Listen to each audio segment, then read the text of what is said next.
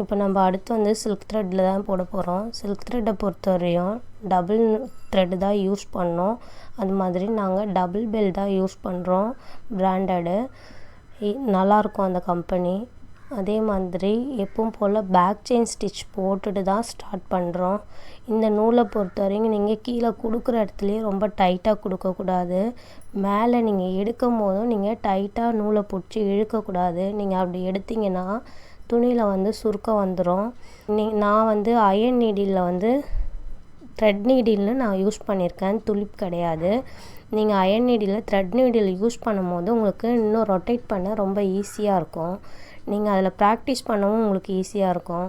அது மாதிரி உங்களுக்கு ரொட்டேட் பண்ண தெரியல அப்படின்னு சொல்கிறாங்களாம். இந்த வாட்டர் ஃபில்லிங் நீங்கள் கற்றுக்கும் போது நீடில் எப்படி ரொட்டேட் பண்ணுன்றதை நீங்கள் ஈஸியாக கற்றுப்பீங்க. ஒரே கேப்லேயே ப்ராக்டிஸ் பண்ணுங்கள். ஒன்றோட